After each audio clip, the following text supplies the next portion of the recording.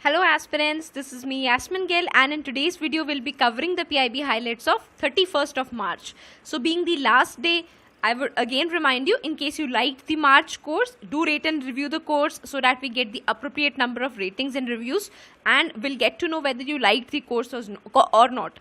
Also, if you have any other suggestion to make the course even better in April, then do put that in the comment section. You can follow all these videos on this particular link, and you can rate and review the course by opening Unacademy. Thereby you can search PIB March. So once you search PIB March, you will come across the English course of it. While clicking on it, under review section, you can write your review. Plus, once you see the stars there, you can actually give your ratings via clicking on those stars.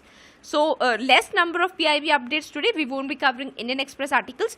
So, firstly, under society related issues, we have Cabinet has approved ratification to two conventions of International Labour Organization. Firstly, ILO, it came into existence in 1919 and India was a founding member of it. Also, which are the two conventions ratified? One is Minimum Age Convention that sets a minimum age for employment. Second is Worst Form of Child Labour Convention. So these both have been ratified. The minimum age was not given on PIB, so I did not put it here. Also, both these conventions, they are legally binding. Then we have Center on Integrated Rural Development for Asia and the Pacific. In short, it is known as CIRDAP. So CIRDAP's a sub-center is being developed at Hyderabad. As far as CIRDAP is concerned, India was again one of the key founder members of this organization.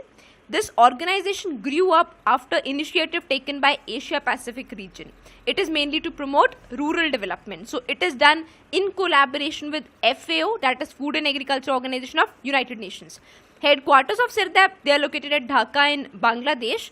Also the center for it is being established in India as well, that is in Hyderabad. Then we have National Health Policy 2017. Enough have been talked about it. So this is just a detailed revision of its provisions. So I leave it up to you. Firstly, we have quality of care. Then we have Make in India initiative as well, whereby we'll be promoting local manufacturing, application of digital tools, private sector engagement along with public sector boost. Then we have an incremental assurance based approach rather than going for making health a fundamental right. Then we have provision of health card and its linking to health facilities overall in the country. Then we have a patient centric approach, and finally focus on micronutrient deficiency as well. So you can read in detail these points. Then we have under economics, we have an MOU signed between two important entities. One is of India, that is Forum of Regulators. The other one is of US, that is National Association of Regulatory Utility Commissions. So both of these are linked to electricity. Forum of Regulators, it is constituted by Ministry of Power under provision of very famous act dealing with electricity in India, that is Electricity Act 2003. So it has signed an MOU with this entity of US. Also do remember, India and US, we have an agreement to promote clean energy. It is in short known as PACE. The full form is Partnership to Advance Clean Energy. Then we have index of 8 core industry. Every month it's brought up. So I leave it up to you. Do mention in the comment section which has the highest weightage, which has the lowest weightage. Also do mention which body comes out with this data of index of 8 core industries. Then we have Project Saksham. Project Saksham is Central Board of Excise and Customs IT infrastructure project. It will help in enabling the smooth implementation of GST. Then we have revised Kyoto Convention. Do not confuse it with the Kyoto Protocol. Kyoto Protocol is linked with environment and greenhouse gas emission, right? But revised Kyoto Convention, it is a sub-instrument or it's a legal instrument of World Customs Organization. So it is basically for simplifying the custom procedures. So do remember the difference between Kyoto Convention and Kyoto Protocol. Then we have SASEC Operational Plan 2016 to 25. So we have been talking for the past 2 days about SASEC and Asian Development Bank's role in economic corridor development, right? So SASEC, it was established in 2001. The full form is given here, South Asia Sub-Regional Economic Cooperation. So SASEC Operational Plan is SASEC's first comprehensive long-term plan to promote regional connectivity. Then we come to RBI is thinking of setting up a separate enforcement department within RBI. So what is the reason or what is the need to separate an enforcement department? See, two functions will be separated. There will be one body which will be dealing with which will be basically dealing with who is breaching the rules. Second body will be dealing with, okay, if the rules are breached, what is the punitive action, or what is the punishment that has to be taken.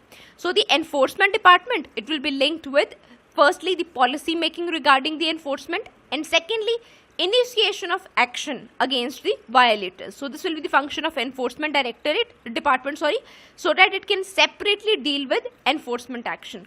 It will act as a centralized department to deal with banks in case of violation.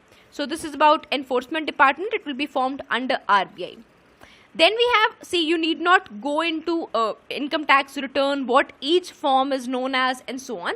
But just do remember, supposedly you encounter a question such as Sahaj and Sugam, they are names of what? They are names of various income tax return forms. That's it you need to do. Need not remember the details and all.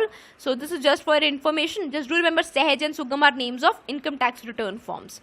Then we have liberalization of visa regime. In order to promote tourism in India, we had liberalized visa regime last year. So we introduced two new categories. One is intern visa, the other is film visa. Otherwise, the e-visa which we introduced, it is subdivided into three categories: tourist visa, business visa, and medical visa. Also, e-visa has been extended to 161 countries, and it can be availed through 24 airports of India and 3 Indian ports as well. The duration of stay has been extended from 30 days to 60 days. Also, in tourist visa and business visa, you can have a double entry, while for medical visa, we grant one more entry. So that is a triple entry for medical visa. This apart, we have another small snippet here. First, Green Corridor Scheme, where was it implemented? Rameshwaram to Mannamadurai in Tamil Nadu. Then we have these MCQs from today's session. One is related to biodiversity in India. So again about the National Biodiversity Authority, and finally about the Access to Genetic Resources Protocol. So finally we have one more question that is related to International Energy Agency. All these things were in news. Do check out their answers. It's a very short course, just 10 minutes. It hardly takes 10 minutes to cover 10 MCQs. So just check out that course, and you can also rate and review the same. Plus do not forget to recommend the lessons to your friends as well. Thank you so much.